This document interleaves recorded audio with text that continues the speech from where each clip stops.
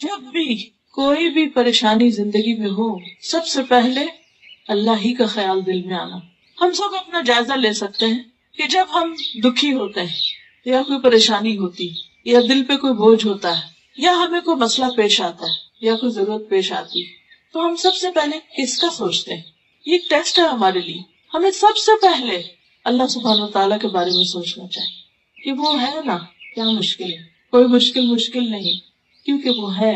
جب لوگ سو جاتے ہیں وہ اس وقت بھی جاگتا ہے، جب لوگ بھول جاتے ہیں وہ اس وقت بھی یاد رکھتا ہے، جب لوگ ناراض ہو جاتے ہیں وہ اس وقت بھی ہماری سنتا ہے. لیکن شیطان جو ہمیشہ بندوں کو اللہ کے راستے سے بھٹکانے کے لیے سرگرم عمل رہتا ہے، اور وہ ہر راستے پر بیٹھا رہتا ہے، اور آگے سے بھی آتا ہے اور پیچھے سے بھی اور دائیں سے بھی اور بائیں سے بھی، تو وہ ہمیشہ یہ چاہتا ہے کہ بندہ اپنے رب کو بھول جائے.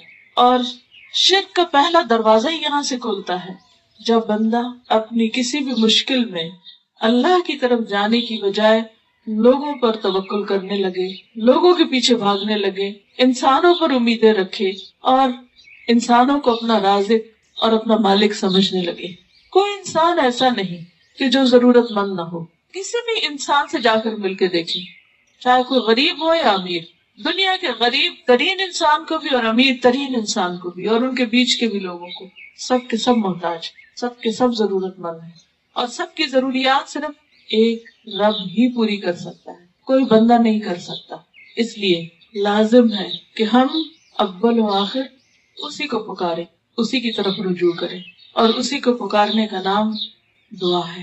تو آج دعا سے متعلق کچھ چیزوں کی یاد دہانی کراؤں گی. معلوم ہم سب کو ہوتا ہے لیکن ہم پھر بھول جاتے ہیں، اور خصوصاً جب کوئی پریشانی آتی ہے تو اس وقت تو شیطان ضرور بلوا دیتا ہے کہ اللہ تعالیٰ ہے اور وہ سنتا ہے اور وہ مشکل آسان کرے گا، اور ضرور کرے گا، کیونکہ ان اللہ علی کل شیء قدیر، بے شک اللہ ہر چیز پر قادر ہے. اسے کسی سے مشورہ نہیں کرنا، اسے کسی سے مانگ کے نہیں دینا، کیونکہ سب چیز اس کے کنٹرول میں ہے، اس کے اختیار میں ہے.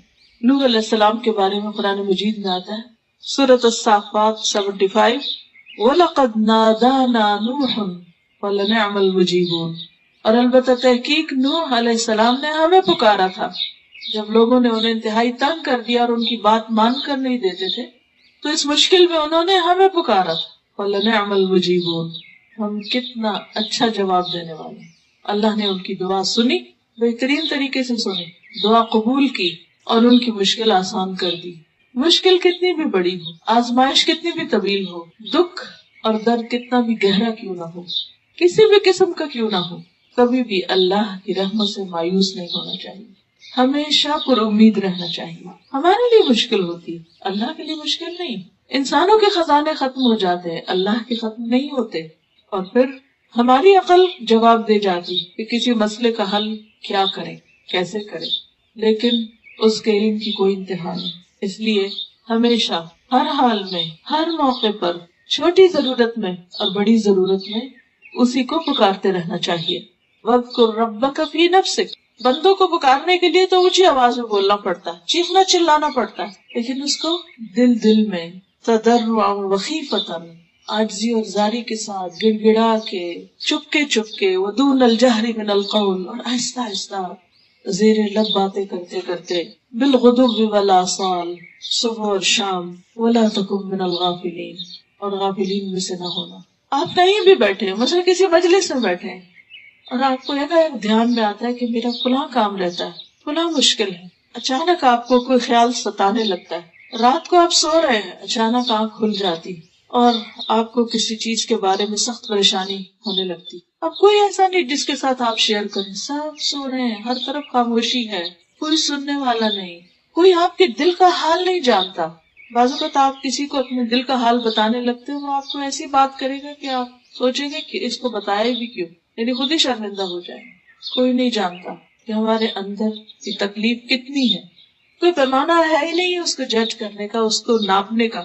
ہمارا بلڈ پریشر جاننے کے لیے تو آلات موجود ہیں، شوگر چیک کرنے کے لیے بھی ہیں، بخار ہو گیا اس کو بھی جان سکتے ہیں، لیکن اندر کسی کے دکھ اور درد اور زخم کتنے ہیں کوئی پیمانہ نہیں، کوئی نہیں جان سکتا سوائے اس سے ایک اللہ کے.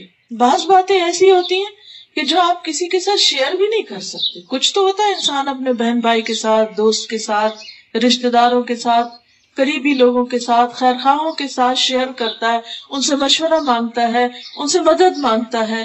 بعض اوقات لوگ مدد کرتے ہیں لیکن ایک حد تک جا کر اس کے بعد وہ بے بس ہوتے ہیں کیونکہ ان کے ہاتھ میں کچھ بھی نہیں. ان سب چیزوں کا مالک صرف ایک اللہ ہے. اس لیے اسی کی طرف رجوع کرنا چاہیے، کیونکہ جب اس کے سامنے آپ اپنی ضرورت رکھتے ہیں تو آپ کو شرمندہ نہیں کرتا.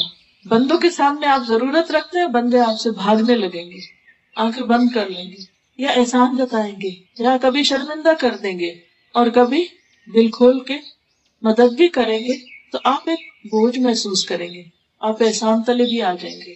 اور بعض اوقات ہو سکتا ہے کہ آپ ان سے کچھ شیئر کریں، وہ آگے کسی اور کو بتا دیں، وہ آپ کا پردہ ہی نہ رکھیں، لیکن اللہ سبحانہ وتعالیٰ آپ کا پردہ رکھتے ہیں.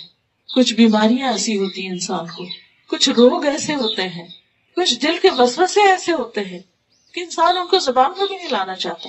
ایوب علیہ السلام کے اوپر جب تکلیف آئی تو شیطان نے ان کو طرح طرح کے وسوسے ڈالے. انی مسنی الشیطان بنصب وعذاب، کہ اس نے تھکا دیا، اس نے طرح طرح کے وسوسے ڈالے. بعض بیماریاں جسمانی نہیں ہوتی، قلبی بھی نہیں ہوتی، لیکن وہ ذہنی ہوتی ہیں کہ انسان کچھ چیزوں کے بارے میں کنفیوز ہوتا ہے، سارٹ آؤٹ نہیں کر سکتا، اس کو کسی چیز کے بارے میں رہنمائی، ہدایت چاہیے ہوتی ہے، گائیڈ